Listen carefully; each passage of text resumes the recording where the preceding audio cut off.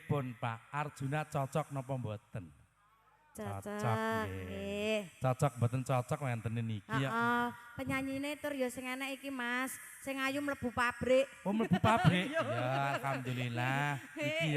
Iki ya ayu-ayu kok jan. Apa meneh mau gelem disun mau weh. Aja kaya mangkono. Ndang nduk sithik. Aja. Aku malah piye ngono to. Kaya apa to Pak niku? Jan penyanyi sanggul karo ngisor ndur renek bedane. Nyapa? Piye Mas? Ora sida. Ayo masukin. Adodoku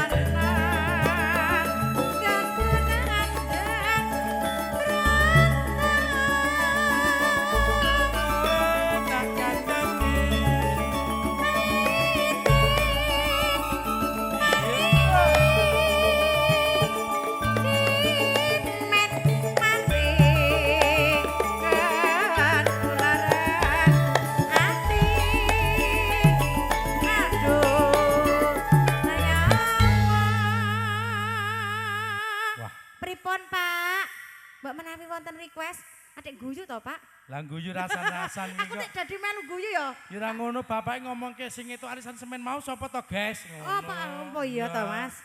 Ngomongke arisan karo nyawang penyanyi. Pripun? Seneng. Oh, seneng. Mbok menawi ngersake lagu napa? Mboten mawon. Aku dadi melu guyu ta. Alah, mboten sah bayar. Lah kok pun diborong kalih Kang Bugatti. Mboten sah. Mengki mbok menawi kersa dono swanten, Pak. Adik guyu Mas Tembong ki jane opone to, Pak? Lo are to. Enggak niki maksilek lho kaya ngene tok. Kaya ngene tok. Iki garane ya ning ndi to, Mas? Mas. Nek rusak nek. Lah iya to. Penyanyi ketoke ayu kocluk. Piye? Lah ngapa? Golek tanganane. Heeh. Wah, malah medeni aku. Garanane malah mbok singgahke kok. Iya, ya. Judeke petugas. Tanganane kena mlungker nang ngisor goleki. Jare mbok tinggal ngomah mbok centelke dhuwur lawang. Ora to. Kok cendur lawang kaya apa niki duwe ngeten niki namung nggih pipis tok kok Pak niki. Men lah dereng ndek bojo niki. Lah urung ndek bojo ndek anak lambemu nek omong dipaske. Mbok ngomong wae bojoku mati, aja ngomong diracuni. Lah ngapa? Pangan corona nang Oh lah ya ta sing sabar ya Mas. Wis Delalah ketut pas niko Pak. Aku wis move on nduk, wis entuk gendaan anyar kok. Wis di pacar. Wah, bekase yoga-yoga kuwi dikekne aku. Teng pundi, Bro? Iya.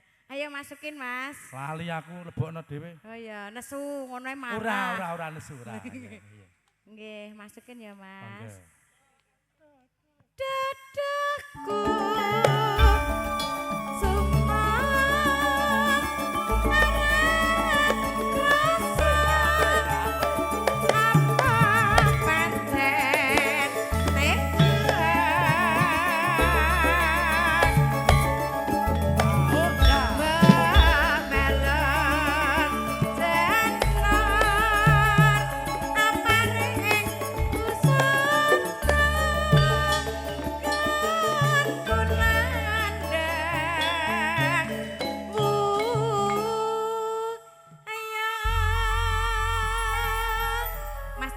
Dalem. Ketoke niki enten anu, yoga. Pundi nduk? Kon anu kon dono swanten iki. Pundi nduk? Mas sapa iki jenenge aku ya lali. Nyewa rande dhewe ya.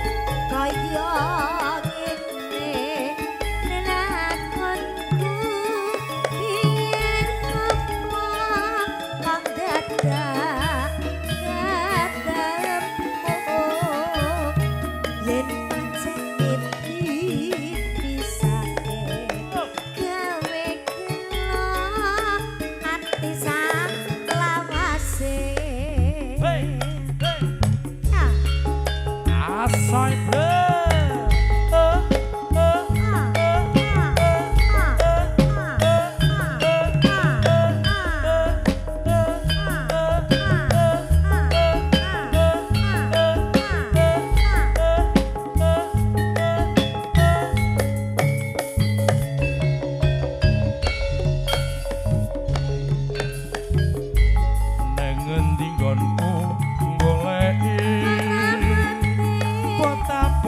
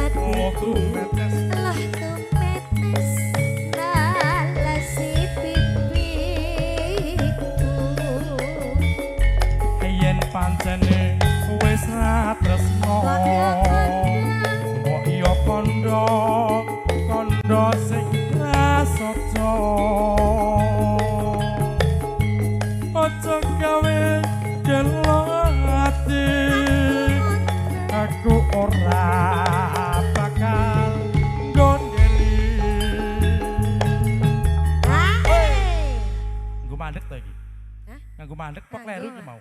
Ora. Oh ya ngene iki. Ya ngene iki. Garamane ngene iki. Menahan nanjakne tukang kendang kok nduk. Koetan. Etan endi? Tan peceren. Iki MC celewak. Ora apa-apa karo bola dhewe kok. Oh iya, besti ya. Mengucapkan selamat ya, Mas. Selamat kanggo sapa, Nduk? Mas Manten. Oh, buat Mas Manten karo Mbak Manten. Mas Ari dan Mbak Verika di mana ini Mas Manten? Duduknya di mana? Neng kamar kita itu. Buka kado maksudnya iki.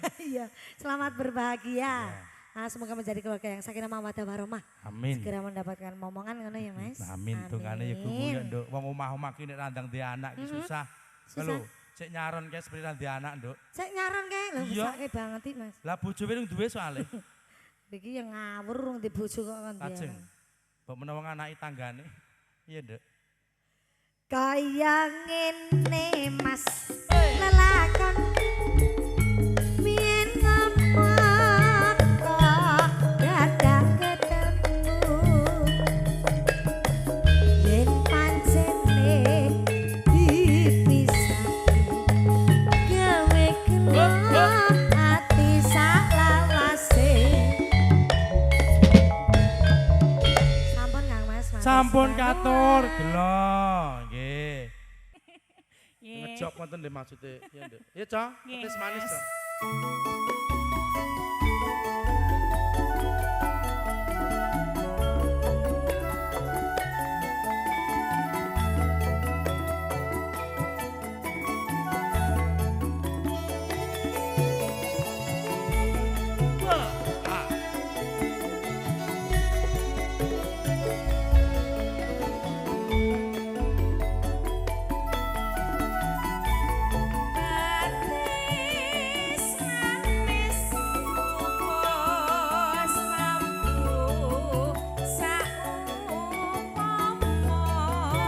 Kepiye ngertine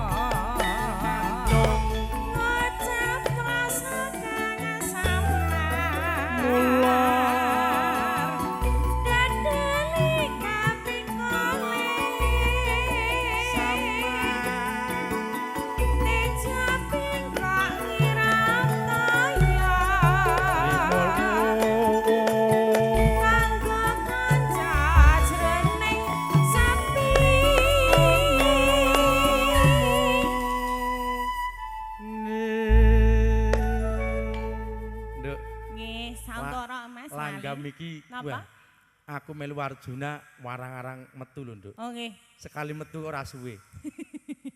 Lah gur sak langgam lho. Nggih. Bapak-bapak iki guyu-guyu mesam-mesem iki asline iki apa MC-ne iki nyeleneh apa tranah kaya tukulan terbesi napa-napa to, Pak? Kok tak kok guyu-guyu mesam-mesem, enggak kuwi ajeng muni tamune poedan mengki dikira kula ngelek-elek. Napa? Napa lucu napa-napa?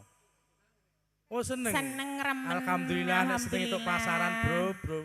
Sok nerene jak anakne ya Be ya. Ngene musuh wong mendem ya wani lho Be kene Be. Ayo ya Nduk ya lajeng Nduk ya. Batis manis yen ngucap sing